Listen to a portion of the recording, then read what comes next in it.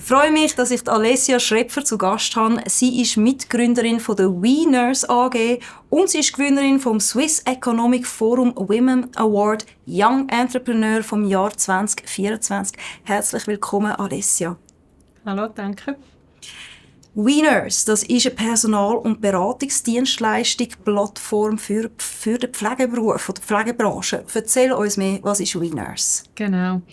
WeNurse hat das Konzept, eben wie du gesagt hast, wir sind Personal- und Personaldienstleister.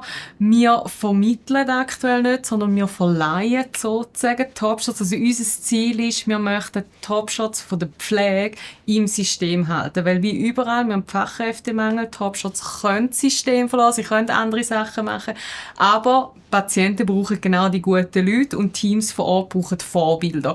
Und darum gehen wir das Ganze unternehmerisch an. Also das heisst, bei uns, der Base Case vom Business Case ist tatsächlich eben, man kann bei uns sagen, hey, wir brauchen jemanden für Schichtsystem, wir brauchen jemanden, einen Manager, der Turnaround macht, Pflegedienstleitung beispielsweise, oder wir brauchen einen Fachexpert, der ein Projekt macht. Und wir dann die dann eigentlich liefern. Ich sage immer, man kann es eigentlich vergleichen. Ich tue jetzt ein bisschen hochreden mit den Big Four da draussen, die wir haben, oder? Einfach von der Pflege, für das ganze Gesundheitssystem. Wir sind davon überzeugt, dass das Gesundheitssystem grundsätzlich mehr unternehmerisches Denken und Handeln braucht. Und genau den Gap wollen wir schliessen. Wir machen all unsere Mitarbeiter, geben wir die Option zum Mitunternehmer werden, Mitaktionär zu werden, können mitentscheiden, auch können finanziell mitprofitieren. Aber vor allem eigentlich wie so ein bisschen einen Dominoeffekt im System zu machen, weil da gibt es ganz viel, vor allem an der Basis, wo man muss angehen, wo man kann verändern. Und unser Motto ist wirklich eben nicht einfach nur über Probleme reden, sondern wirklich Lösungen denken, Lösungen umsetzen.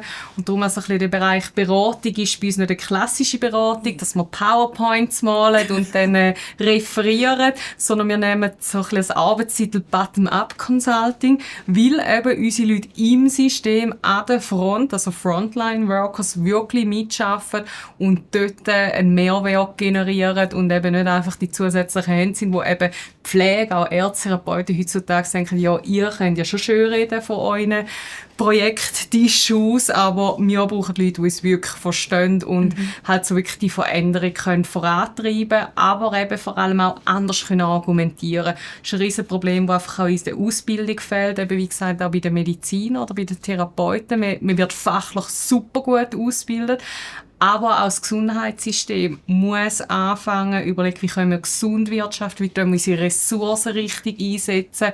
Und Pflege ist die grösste Berufsgruppe im Gesundheitswesen und darum sehen wir dort auch den grössten Hebel. Du hast es vorher angesprochen, ihr möchtet auch die Mitarbeiter mit einbeziehen, oder Mitarbeiter ist eigentlich falsch gesagt, sondern den Pool, den ihr habt, mit einbeziehen und dass sie eben auch im Besitz sind von dieser Plattform oder von WeNurse. Erklär das ein bisschen mehr. Wie ist das System genau? Also es ist keine Plattform, muss ich mal sagen. Sie sind Mitarbeiter, aber gleichzeitig auch Arbeitgeber, wenn man es so nennen. Wir reden immer von 2 Hüten, oder? Weil sie einerseits einen Arbeitsvertrag mit uns haben, aber andererseits so da, dass sie, bis jetzt sind alle Mitaktionäre. Wir passen es jetzt ein bisschen auf, da kann ich nachher noch eingehen, aber Stand heute sind alle, die bei uns arbeiten, sind auch Mitaktionäre. Ja. Also das heisst, sie sind eigentlich auch ihre eigenen Arbeitgeber. Freelancer ist da vielleicht ein verwirrender Begriff. Kommt davon her, weil so das klassische Personalverleih oder Consulting ist einfach so ein bisschen negativ behaftet, oder? Und ist halt einfach die Basis, die du machen kannst, auch rein von der Gesetzgebung her, damit du so ein Konzept kannst aufsetzen. Aber wir machen es konkret in dem. Bis jetzt ist es wirklich so, ab Tag 1 kommen sie Stammaktien über, sie können mitentscheiden an der GEFA. Kannst du dir vorstellen, wie eine Partnerversammlung in einer Anwaltskanzlei oder eben bei einer von diesen Big Four sozusagen, sind sie alle Partner. Wir nennen es zweimal jährlich Nurse Community Boards, wo man halt wirklich auch das Jahresbudget anschauen, die Erfolgsrechnung, wo man aber auch schaut, hey, was wollen wir für Events machen, weil wir wollen wirklich ein pulsierendes Peer-to-Peer-Netzwerk aufbauen, weil wir sind ja dezentral unterwegs, aber man soll von Gleichgesinnten können profitieren, oder? Und es gibt extrem viele verschiedene Fachbereiche, oder? Also, dass man da Wissen kann transferieren kann. Und darum haben wir dort den Aspekt, das ist wirklich das Unternehmerische. mitentscheiden, mitwirken, auch mit Verantwortung übernehmen. Nicht nur, wenn es gut läuft, sondern auch, wenn es schwierig ist. Und das andere ist wirklich auch die Community-Bildung und da gleich sind und halt eben nicht so, ich sage jetzt ein bisschen salopp gesagt, Unia-Style, oder? Einfach nur fordern und ja, weil es nicht gut ist. Ja, vieles von dem geben wir auch recht, läuft nicht gut, aber darüber reden bringt nichts, sondern wir können unseren Teil dazu beitragen und es sind kleine Schräubchen, die man anpassen kann und die Pflege ist halt eigentlich prädestiniert zum Unternehmer sein, weil das sind wirklich alles machen. Es gibt eigentlich keine faulen Leute in der Pflege, weil es ist gar nicht möglich, oder? Irgendein Patient oder jemand ruft immer, so kannst du dich gar nicht von der Arbeit drücken. Und darum haben die eigentlich schon das Grund-DNA irgendwo drin. Man muss jetzt einfach das Feuerchen entfachen und sie halt wirklich dorthin begleiten und darum setzen wir genau dort an. Und es ist wirklich, also wir merken, dass schon jetzt die Entwicklungsschritte durchkommen, wie die Leute anfangen, anders argumentieren, wie sie auch zum Beispiel Thema Lohnthematik, wir haben mit den ersten 10 unsere Lohnbänder definiert. Und zuerst war natürlich wirklich, ja, möglichst viel, oder? Aber nachher eben aufzuzeigen, ja, was bedeutet das? Wir müssen ja das Geld rein und hat genau die ganzen Prozess und dann immer das Abwägen und so machen wir halt wirklich auch zusammen Entscheidungsfindung, aber eben Entscheidungsfindung auf Augenhöhe, auf Partizipieren, also nach dem Konzept, dass die Leute selber drauf kommen, warum jetzt welches die beste Entscheidung ist. Und das ist natürlich dann viel cooler, wie wenn einfach ein Vorgesetzter sagt, nein, geht nicht oder machen wir nicht oder so, sondern die Leute müssen, und ich bin der fest davon überzeugt, egal ob in der Pflege oder sonst irgendwo, wenn du verstehst, warum etwas ist, wie es ist, dann kannst du wie mit dem mitgehen. Aber ganz oftmals, gerade auch in den Führungsthemen, ist es so, dass die Leute wie nicht wissen, warum gewisse Entscheidungen gefällt werden. Ja. Und da ist dann halt wirklich das Motto, wer A sagt, muss auch B machen, weil ihr könnt mitwirken und mitentscheiden. Aber wir fordern das entsprechend auch ein. Also wir haben da wirklich innerhalb unserer bestehenden Community gesagt, bei uns haben die Trittbrettfahrer nichts verloren. Die kommen nicht zu uns, weil wir sagen, hey, Leistung soll sich auszahlen und mit dem kannst du auch etwas verändern. Und die einfach nur mitsurfen wollen, die sollen irgendwo anders arbeiten. Und da ist natürlich das Coole in unserem Konzept, dass wir keinen Stellenplan fühlen müssen. Klar, wir wollen auch wachsen, aber ich sage jetzt mal, ein Spital zum Beispiel weiss ich nur schon von der Gesetzgebung, ich muss so und so viele Leute haben. Und wenn ich das nicht habe, werden wir Betten zum Beispiel geschlossen, oder? Und dann sind sie halt manchmal verdammt dazu, um auch Leute zu nehmen, die eben vielleicht sogenannte Trittbrettfahrer sind oder vielleicht sogar wirklich negativ sind. Und da wollen wir wirklich aber auch die Betriebe wieder unterstützen, auch von aussen. Aber wir wollen auch ein bisschen provozieren, im Sinne von zum Aufzeigen, hey, das und das ist nicht gut und wir können es so und so machen und wir zeigen es auch vor, wie man es machen kann. Der Pflegeberuf oder die Pflegebranche ist, aus meinem Wissen zumindest, relativ frauendominiert. Stimmt das? Ist das nach wie vor so? Also das ist sicher so. Ich glaube, es sind etwa 75 bis 80%. 75 bis 80%. Jetzt sind wir heute hier am Women's Summit. Da muss ich natürlich fragen, hast du hast selber so einen Background, wenn ich das richtig genau gesehen habe, hast du in deinem Rollenwechsel, den du jetzt hast, und jetzt bist du Unternehmerin, gemerkt, dass sich da etwas verschoben hat, auch mit den Leuten, die du zu tun hast, weil du ja vorher wahrscheinlich mit 75% oder sogar mehr Frauen zusammengearbeitet hast und jetzt wahrscheinlich nicht mehr. Hat sich da was verändert? Also innerhalb von unserem Team, wo ja eigentlich fast alles Pflegefachleute sind, ist spannenderweise fast ein Drittel männlich. Bald haben wir 50-50. Also ist also ein bisschen die Frage, ja, zieht so ein unternehmerisches Konzept tatsächlich mehr Männer an wie Frauen? Ist jetzt nicht es ist wirklich jetzt verglichen zu sonst in einem Team haben wir wirklich einen grösseren Anteil Männer, aber nicht der grösste.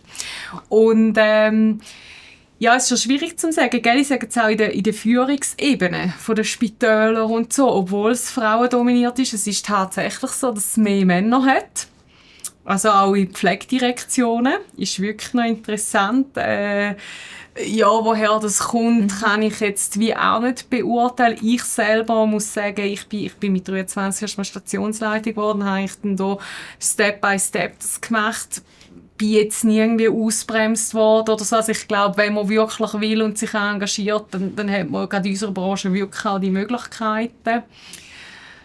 Aber ja, ist wirklich noch schwierig zu sagen. Wenn ich eher noch finde, ich finde es gut, dass immer mehr Männer in die Pflege gehen, unabhängig davon, weil ich glaube, leider ist es noch so, man hat oftmals schon so viel, ja, es ist so ein Caring-Bereich, die Gesellschaft weiss gar nicht so wirklich, was Pflege macht, aber ich meine ganz ehrlich, es ist nicht der Arzt, der dein Leben rettet, also im Endeffekt vielleicht schon, aber wenn du im Spitalbett bist, nach einer Operation, Pflege merkt, ob dein Blutdruck gleist, oder? Also wenn wir nicht schauen und keine guten Leute dort, hast du einfach Pech gehabt, weil ja, der Arzt kommt nicht runden, oder?